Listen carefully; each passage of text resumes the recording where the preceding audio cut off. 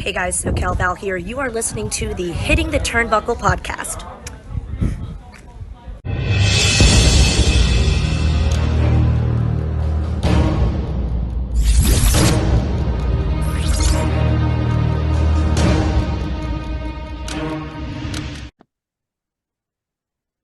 Welcome everybody back to another Hitting the Turnbuckle podcast. It's another top 10 special, probably our favorite podcast.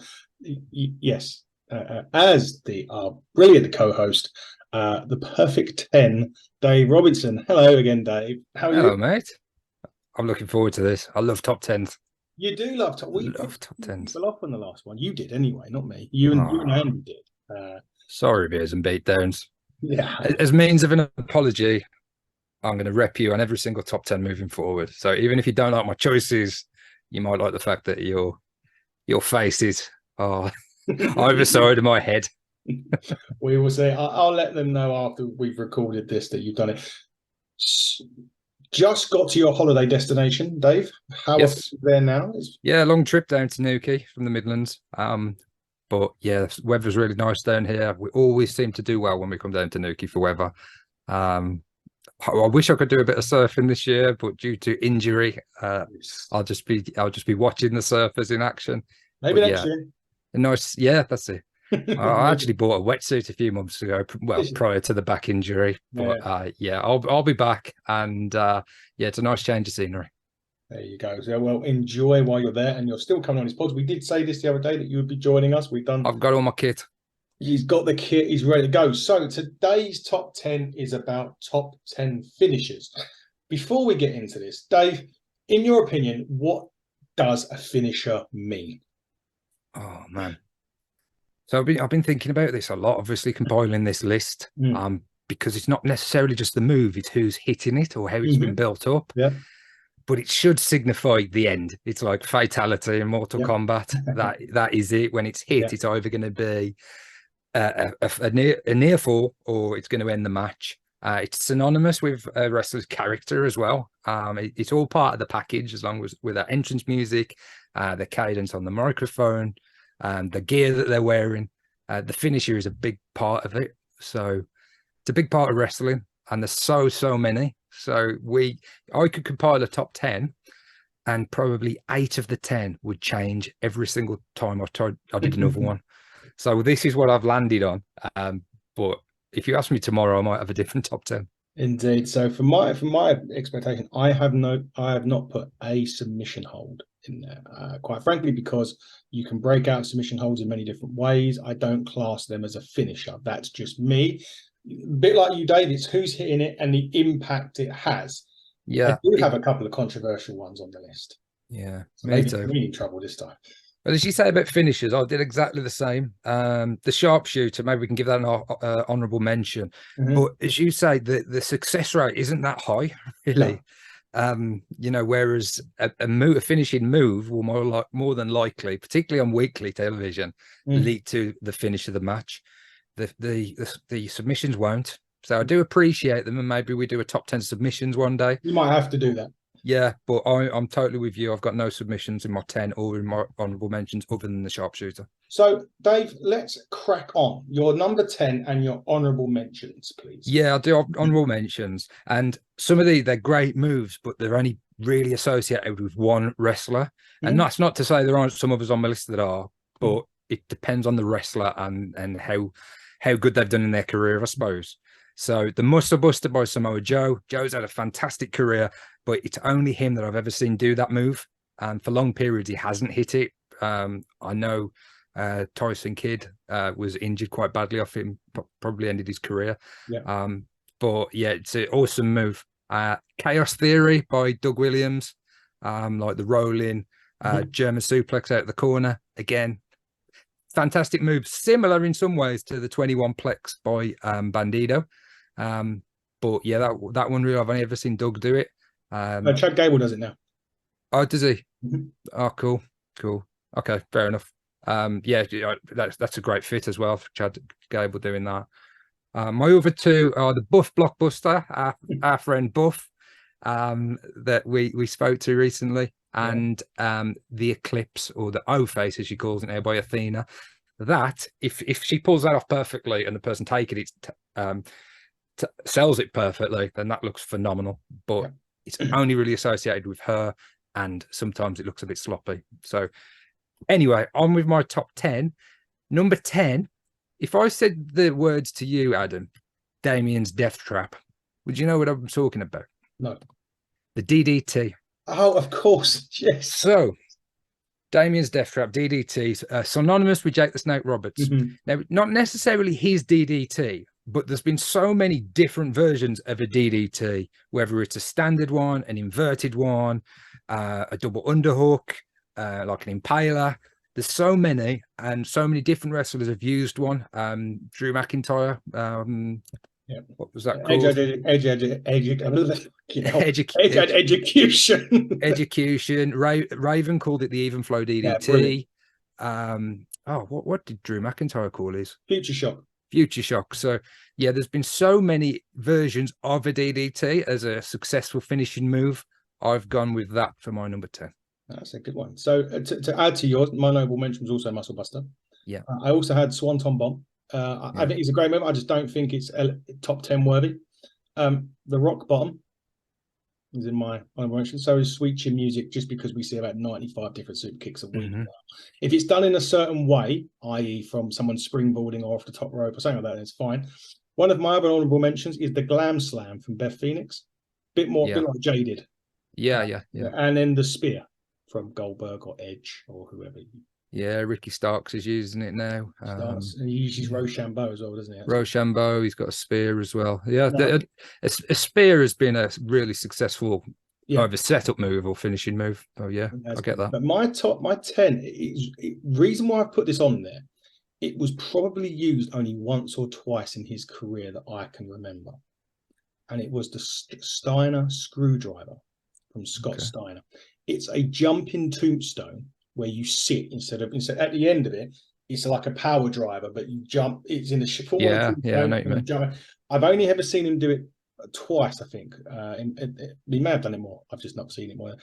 There is also the element of danger to that move. Obviously, you can get paralyzed quite easily. But for me, that finisher, just the impact of when that move. I don't think anyone kicked out of it that I'm aware of. But for me, that was number 10.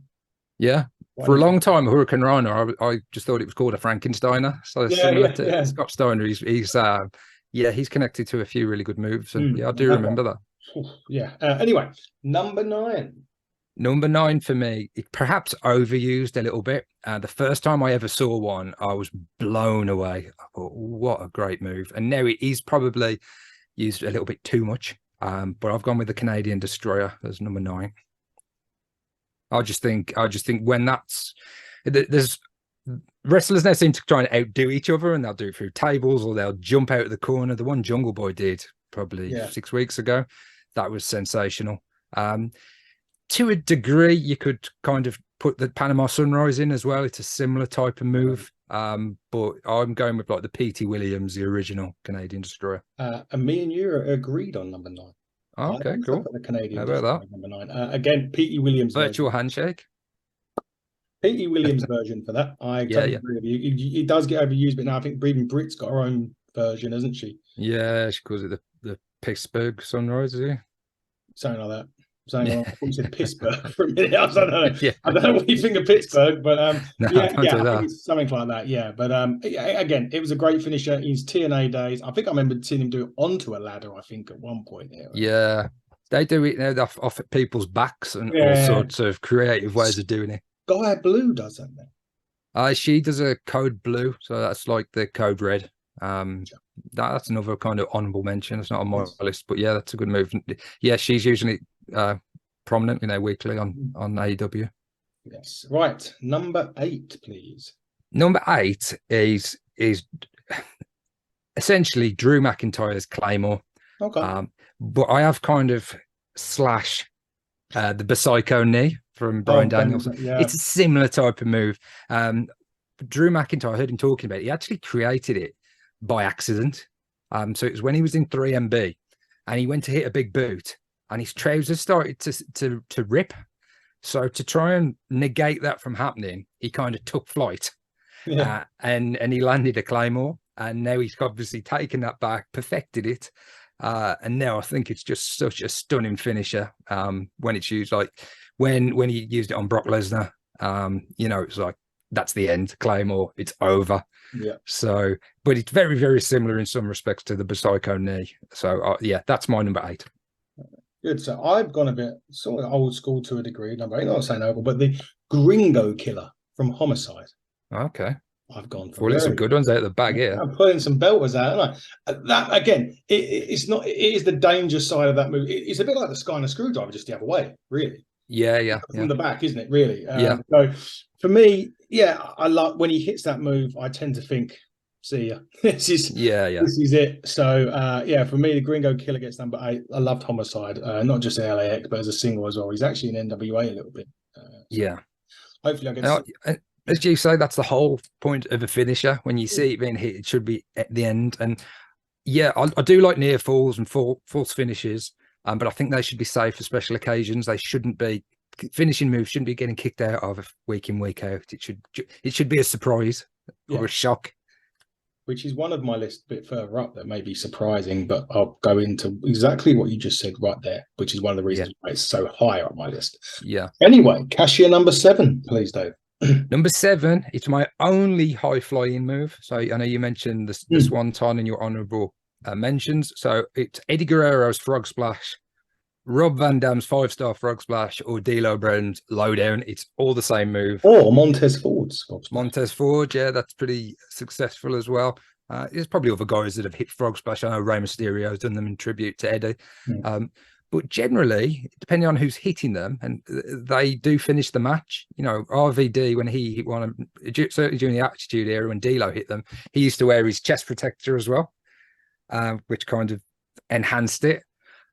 So yeah, little tribute to Eddie Guerrero as well, because at any time you see someone going for a frog splash, anytime somebody hits the top ropes and does the little shoulder shuffle, it's a frog splash coming. So that's why it gets its place at number 7 in my top 10 finishes. Funny enough, just a side note, you mentioned D'Lo Brown. He is appearing all over next week here at Waterloo Station. They've got a wrestling saw that, shop opening up at Waterloo Station next week for the SmackDown Money in the Bank. I believe it's Wednesday through Sunday. He is there every day. For £10, you can receive a picture and an autograph with D'Lo Brown. I will probably go there at some point to see him. Try and get him on the show. So definitely, mate. Definitely. A little bit of a tell him we've made our top 10 as well. Yeah, he made us. Which frog splash did you? Fuck, need these words. Which frog splash did you prefer? I've got a real soft spot for Eddie. Okay, I'll let you ready. I would have done Eddie or Van Dam, but Montez for the hype. But yeah. My number 7 is interesting because it's my only finisher on here that's it's the ladies' finisher, really. I know I had Glam Slam in my honorable mentions, but this one is the Widow's Peak. Yeah, Victoria. Depending on what way you look at what company she's with. I just thought again, it's the impact, isn't it? This should end the match. So when you're thinking of finishers that end matches, when she does that, she grabs you to the back, she drops you down, your whole body vibrates and basically just collapses into a heap. That's the reason why it's there. I just think it's an awesome finisher. Yeah, that's a great shout, mate. I forgot about that, but yeah, that would certainly be a contender to get into my top 10 if I would have thought of it. Great move. Yeah, indeed. I think we're at number 6 now, Dave. So go right ahead. Number 6. Ken, I've seen a few people use this over the years, but it's really associated with one wrestler, and that wrestler is AJ Styles. And my number 6 is a Styles Clash. I come close to adding it. Yeah, when that's hit, and I like it as well when he hits it and he rolls over and does the pin all in one motion.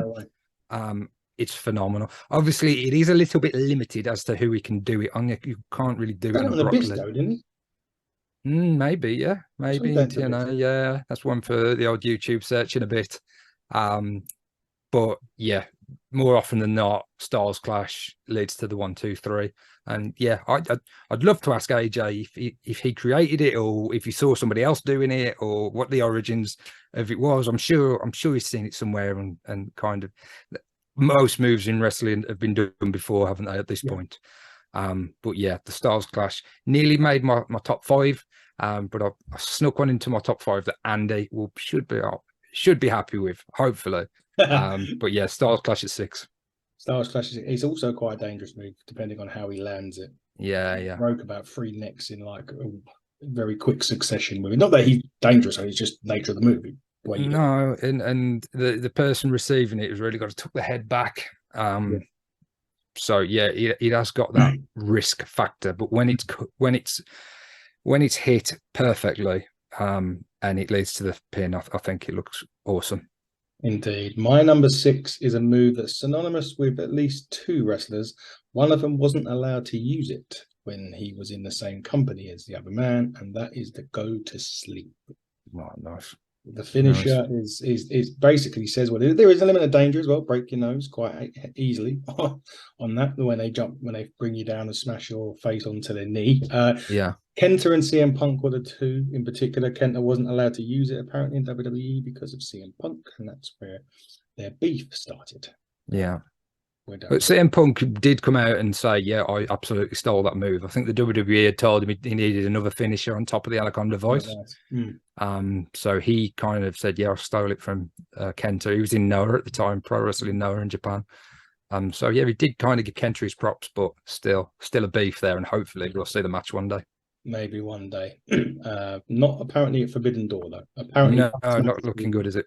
No, apparently Punk's match has been set for Forbidden Door. When we do the AEW review, we'll find out who that is. Yep. Anyway, it's now top 5 of the top 10. Dave, these are the 5 most important or most impactful finishers in your opinion. Who is your 5? So I know Andy's not going to be happy that it's not number 1. I would predict his top would be this. It's the Tombstone. Okay. Yeah, again, more often than not, when it's hit, it's the end. You know, I hate now when it's used and it doesn't lead to a finisher. When it's like, I love the spot fests in AEW and on the indies as well. They use a lot of tombstones. I would rather that the tombstone be a little bit more protected than it is now, because it's such an awesome move. And the Undertaker, just, you think of the Undertaker, you think Tombstone, and when you think Tombstone, you think end of match. And we've seen him win the world title so many times off a Tombstone. It's really cool as well when it gets reversed, or when it gets reversed a couple of times. It looks sensational. So yeah, my number 5 is the Undertaker's Tombstone Piledriver. It is on my list, but it's slightly higher, but we'll get to that in a minute. My 5, and I mentioned that when I said to you earlier on, I had a move that's going to be quite contentious or quite controversial. Let me hear it. The reason why it's number 5 is he's only been kicked out of once since he's come on to WWE, and that is Baron Corbin's End of Days. Oh, yeah. Yeah. The only person that I know of, and again, please, if I'm wrong, is Drew McIntyre. He even beat Roman Reigns with it. I think he was the last person to get a clean pinfall victory ever. I saw, I went down a bit of a YouTube rabbit hole the other day watching wrestling clips, and I saw him hit it on Becky Lynch as well. Yeah. I think if the performer taking it as well really gets a good swing with their legs, it looks phenomenal. The one, is it Carmelo Hayes in NXT when Baron came in last week, was it? Great shout, mate. Great shout. I don't think that's contentious at all. It's the only reason I said it's only been, as it may have been kicked out. I mean, I'm not including house shows on this. So if you've seen it in older Kentucky somewhere where he's hit it and he's not, the only one I remember kicking out is Drew McIntyre. So maybe I'm wrong now, but I can't recall any other time. So, and it's not a finisher now, like you kind of mentioned with Tombstone, where you kick out. Even if it has been kicked out more than once, it's never more than a handful of times. So that's why it got so high up my list. Cool. Yeah. Next one, please, Dave. Number 4, and yes, we see a lot of super kicks in this day and age in wrestling. Young Bucks and the Usos are partly to blame for that, but again, I love seeing a well executed super kick. But I think arguably the best super kick of all time is Shawn Michaels' Sweet Chin Music, and I think that's a move that wrestling fans, new and old, and everyone in between, maybe fans that don't watch anymore and come back, or they reminisce about wrestling. Switching music will always feature in those conversations. So for me, it's a top 5 finisher, and I'll place it at number 4. Well, my number 4 is a move that there's 2 versions now. It's the F5 or the F10, depending on who's finishing the move it is. Either Brock Lesnar or Brian Cage. And that move for me, again, I know he's been kicked out of a lot recently since Brock's come back, and obviously we're in a day and age now where finishes are just hit. Not very many are protected, are they, these days? No, and which is a shame. We've kind of mentioned the end of days, which is kind of has been protected. But Brock Lesnar with his, I remember when he used to pick up guys like Big Show and people like that with ease. Like he looked like he weren't even like flinching or struggling to pick the guy up, and he would throw the biggest guy around with that F5. And in Brian Cage with the F10. I remember when he threw Darby Allin into next week's Dynamite. A couple of months back.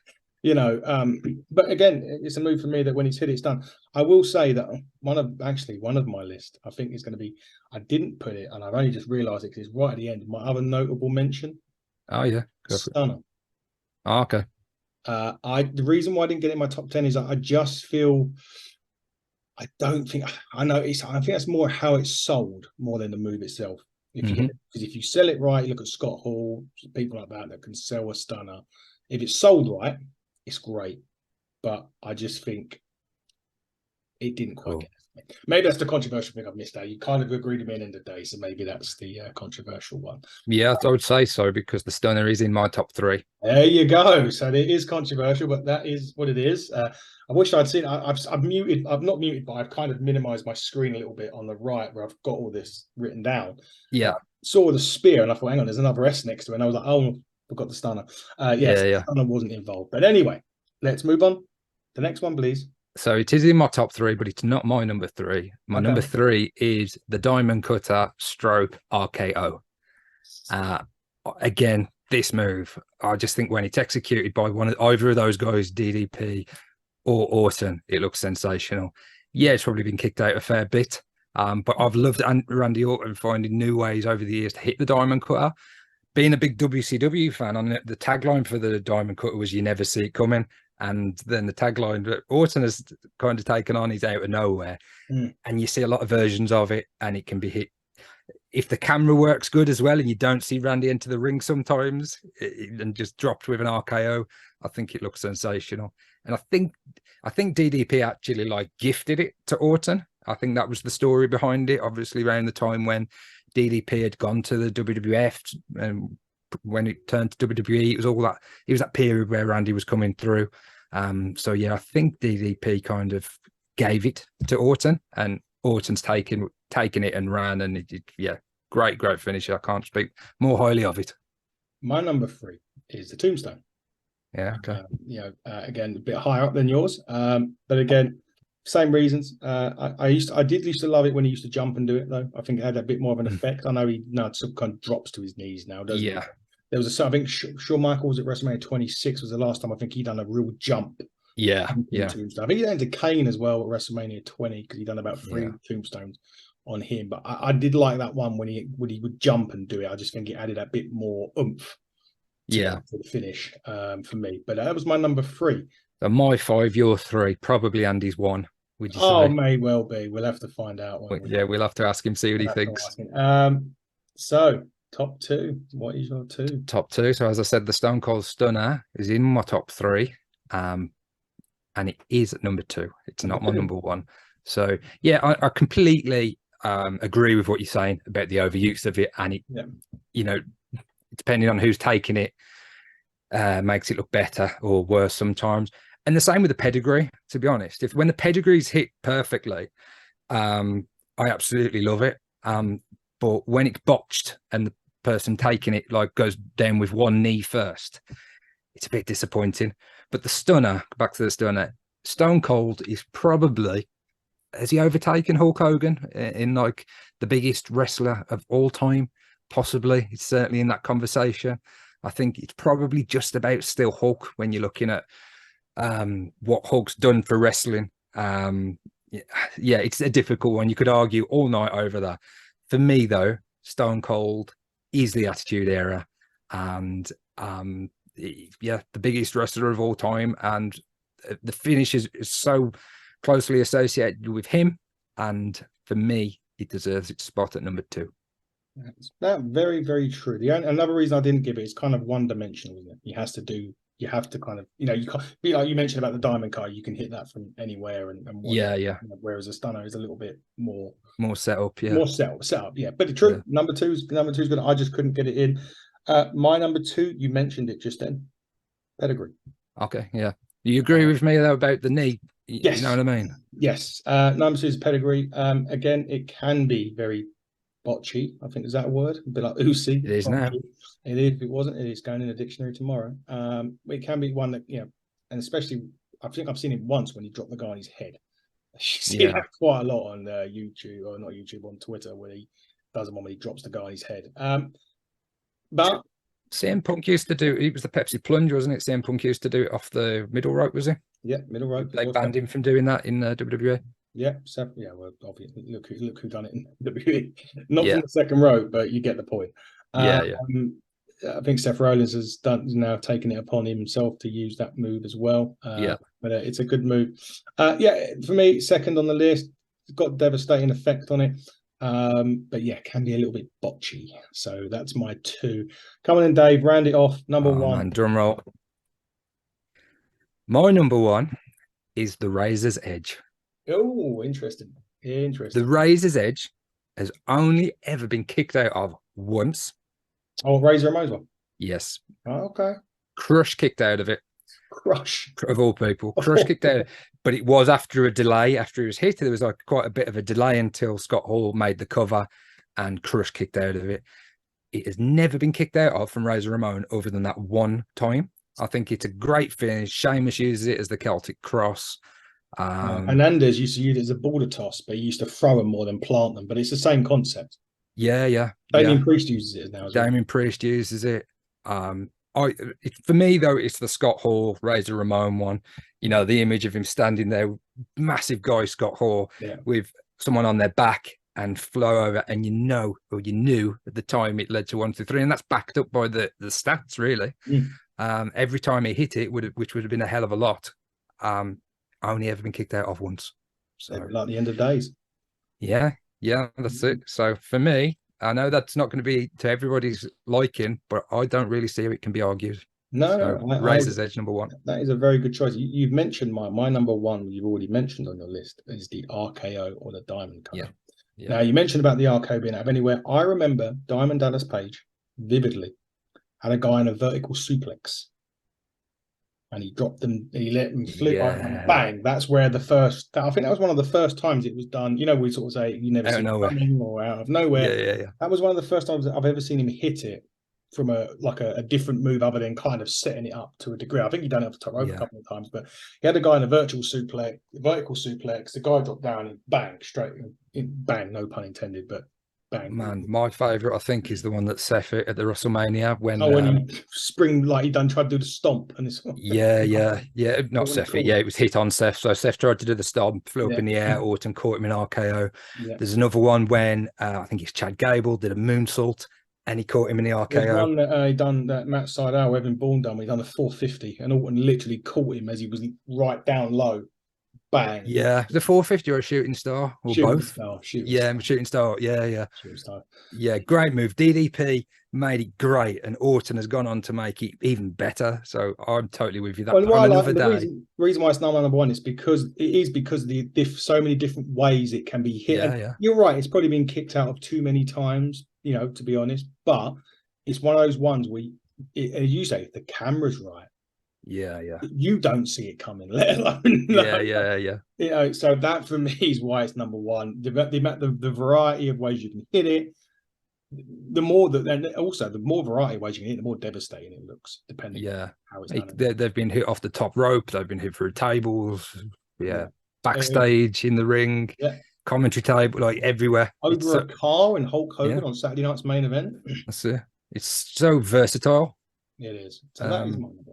Yeah, and another day, mate. That could have been my number one. Yeah, I think we've had I think we've had 10 good, interesting picks. But the good thing about this is we backed up the interesting picks with facts or Yeah. reasons.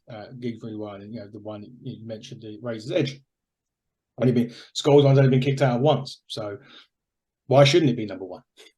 That's it.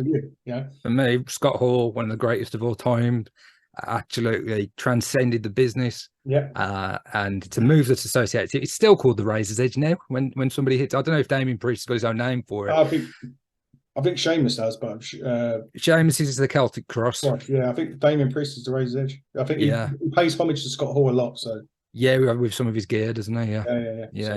That is it. But guys, that has been the top 10 finishers as voted for by myself and Dave Robinson.